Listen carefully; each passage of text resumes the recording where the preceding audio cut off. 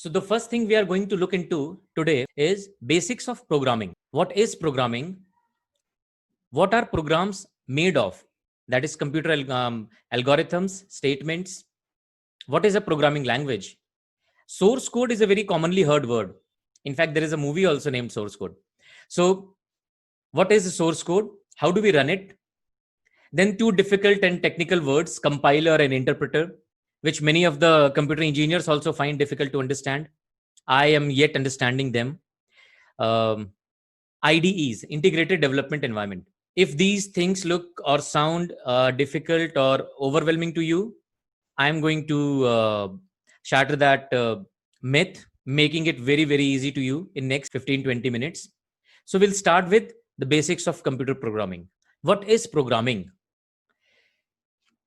This dog or this lady, none of this is programming. What you are seeing on the screen, the Zoom video, a movie, your operating system, your chat, everything is made of some or other program. But what is that program?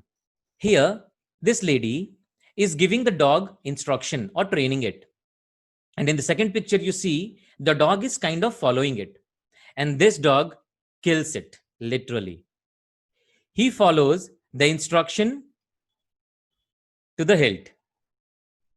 This is what computer programming is. You give your computer, which is a very obedient servant, instructions. And those instructions are called programs. Your computer is an obedient servant and not a very wise one. Why did I say that? Because they understand exactly what we tell them. They will do nothing more, nothing less. So you need to give them instructions. And as the computer is not wise, your instructions have to be specific and sequential. What does it mean? Specific and sequential. We'll come to that. Oops, I think I opened the wrong photo. Or is it? Does this photo make sense? Are we all aware of this process? If we were showing this photo in a, say, international audience, they might be confused. But give me some response in the message box. Do you understand what is going on over here? And some people have gone a bit ahead and made it to sequence coding instructions. But we'll stick to the roti making for now. So the roti making has 6 steps over here, or rather 5. The 6 is only serving it. If the steps are not sequentially followed, will it be able to make the roti or the chapati? Instead of kneading the dough, if we put the flour, the atta on gas, and then we put water in it, will it make a roti? It won't. And that is how a computer program has to be. It has to be specific of what to do and sequence of how to do. That computer program is made of algorithms. Or rather, I'll say this step-by-step process is called algorithm. And we are going to see one algorithm right away. And again, you will say, in computer science class, what is this food channel doing? We are going to make tea now. But this simple process will tell you a step-by-step process of how to make chai. Don't go away. It may be tempting, but stick with me. So this step-by-step process of doing anything in life is algorithm. So this is not unique to computer programming. Hence, you need not worry about these words. Algorithms, programmings, we all do it in our day-to-day life. If you understand it that way, it will be very, very easy for you to understand. So programming is the idea. And when you convert that idea into a step-by-step instruction, that step-by-step instruction is called algorithm. And your computer understands that. So the computer algorithm is explained in 4 things over here. There will be 3 kinds of algorithms: sequence statements, selection statements, and looping or iterating statements. They again may sound difficult, but let's make them easy. So what is a sequence statement? A sequence statement is which goes by the sequence or step by step. So to calculate the age of a person, we have given a sequence over here. You'll start and you'll take the date of birth. Then you'll take the current year and subtract the year of birth from current year, and that will be the age. That's a step-by-step sequence statement. What will be a selection statement then? A selection statement makes a choice. In the previous example, there was not choice. The difference of those 2 years is the age, period. Here, if you have to check a person has fever or not, you'll define what is fever. Say 99 or higher degree Fahrenheit, if the body temperature is, it's fever. So the algorithm will be like, you'll take the temperature, you'll check the temperature value. If the temperature value is more than 99, you'll say he has fever. If the temperature value is is less than 99, you'll say he does not have fever. So here we are making a selection. We are making a selection in step 4, making a selection out of step 4 or step 5 based on the result in step 3. Hence, this is a selection statement. And then the looping or iterating statement. A loop. What do you mean by a loop? In English, have you all seen that hula hoop kind of loop which a person takes around his body and rotates like this? That is a loop, a circle or a different shape which is connected end to end and repeats itself. You cannot say where it starts or where it ends. So it's a loop. Now, if you have to print all the numbers from 1 to 10, either we can go sequentially like the first statement and say print 1, print 2, print 3, print 4. It's possible, but it's lengthy. We can also use some selection mechanisms in that, but that will be even lengthier. So if we loop it, if we ask the program to repeat itself, to reiterate, how will it do it? It will say, if the value is less than 10, print. If the value is again less than 10, print. And you keep on increasing it. The value, first time it will come 1, 2, 3. When it will reach 10, you will give the instruction, go back to step 3. What is the step 3? Check if the value is less than 10.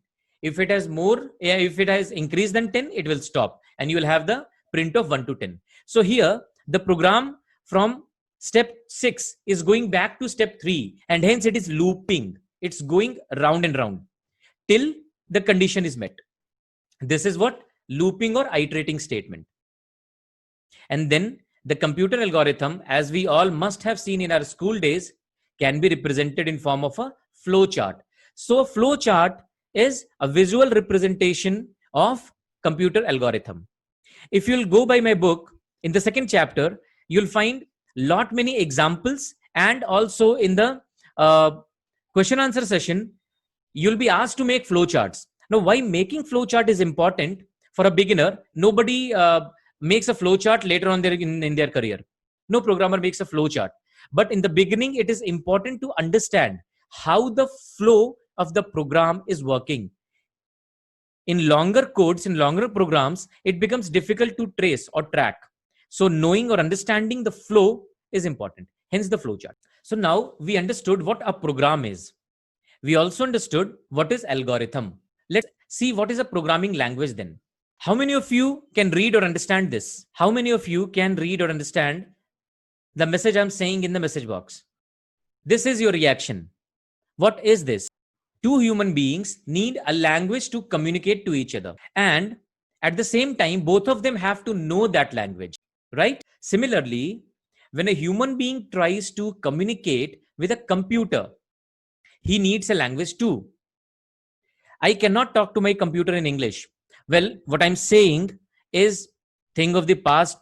Right now, if you can say that, I can talk to Siri, I can talk to Alexa, but they are using something like this, machine learning in their background. In general, you cannot talk to a computer in English or Hindi, or for that matter, any human language. Hence, you need a programming language. And here are some examples of programming languages. There are many. There are hundreds of them. These are only some very, very popular programming languages, but there are hundreds of them. What is a programming language and how is it similar to human language? Just like a human language, different programming languages also have different rules.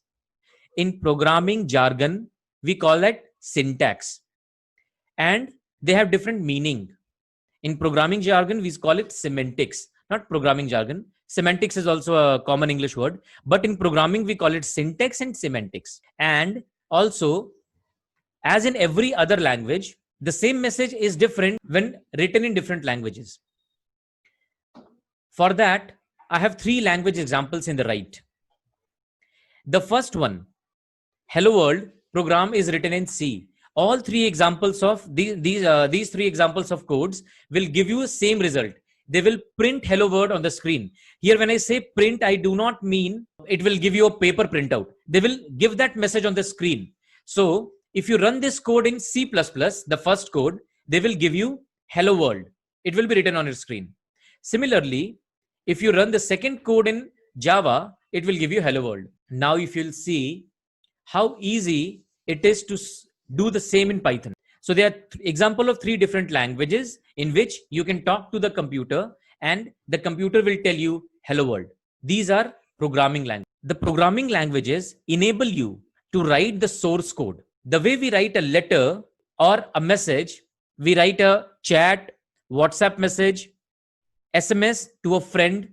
The similar way, we write a message in source code to talk to the computer. The specialty of source code is the source code is plain text. It's not formatted. What is a formatted text? What you are seeing on the screen, the first line source code is bold. Then the second line is indented. The second line also has some different kind of font size. These are all formatting. A source code is not formatted. Hence, it is written using a text editor. Because if you write the same line in, say, Microsoft Word, you might not see it. You might not apply any formatting to it, but inherently that program applies some formats to that text. Hence, a source code is written in text editors. A very good example of a text editor is Notepad. Now, this is a bit interactive. You have to do this. If you don't do this, you'll miss an opportunity. So let's open the Notepad. If you're using a Mac PC, there are also a text editor. I'm forgetting the name, but Mac also has a very good text editor. You can use that also. So you have opened your Notepad or any other text editor. You just write, you type print. Important is print has to be all small. Write print, parentheses. Parentheses is what we call small bracket, parentheses. And then in between, double quotes or single quotes. You use double quotes as it's in the screen. Write hello world. Now here small capital doesn't matter because when it's in the quotes, it is read as text. Text can be anything. So have you done it? Have you opened your Notepad and written over there print hello world? Nice. Those who have done it, let me congratulate you. If you have not done coding before, you have written your first line of code today. So those who have not typed it, they can copy paste it, and I'll always insist not to copy paste, but somebody asked for it, so I have mentioned it. If you type or write your codes yourself, howsoever long it is, you'll learn. If you keep on copy pasting from the beginning, the learning will be a much more steeper curve. Later on, when you start coding, when you're confident, then copy pasting is a common thing. And that's the strength of Python. We'll come to that later. You can copy paste your codes. Now, how many of you are afraid of this word source code? Still afraid? Anyone who will say our source code is a difficult thing to understand, or source code is something only programmers or coders will know? Anyone? Or have you understood this? This is only the first step. Now, this is a text you have written. That text, though it is source code, but you cannot run it. So before that, you have to save that file. Save your Notepad as .py file. If you go to save it, you'll find this extension, or if you can simply type it. The file name .txt, you replace that txt by .py. That's it. And save it. Now, once you have saved it, what will be the next step? We have written our first source code. That's good. But how to run that? To run a code, like you open a file, if you double click it, it will either simply open as text, or it will ask you which program you want to choose to open it. It will not run. Because, as we said, you need a language to talk to the computer, to communicate to the computer. But your computer does not even understand the programming language. Well, the computer may think it's very smart, but actually it's dumb. It understands only one language, and that language is machine language. Every machine understands only machine language, and machine language is binary. It's 0 and 1. That's it. So whatever we give to a machine, we have to convert it to machine language. We have to convert our source code to the language machine understands in binaries. And to do that, there are three methods: compiling, interpreting, or a combination of both. Now, again, I'm introducing some jargons, and it's my duty to explain them. So, what is a compiler? A compiler is a program which converts the source code to machine code. That's easy. But then, isn't it the same thing which interpreter would do? What's the difference? Why compiler? So, I'll give you a normal real life example. You want to communicate something to me. You want to write a letter to me, but I do not understand the language you write the letter in. Say you write the letter in English and I don't understand it. I understand only Hindi. What will we do then? Now, Google or other many softwares give you an option to translate. So you'll write a letter, translate it into the language I understand, say Hindi, and then send it to me. Now I can read that letter and your feelings, your message will be conveyed to me. Similarly, the compiler is the translator for your source code in programming language to machine language. So the compiler, if you can understand it that way, is the translator which translates programming language into machine language. Only problem is, in the way I'm making you understand, it's not that easy. But best part is, we are not going there where it is difficult. We are not going to make a compiler or understand exactly what a compiler is. Compiler is a very complex piece of programming or code which converts the programming language to machine language. Now, what does interpreter do? And here, the beauty of English comes to play.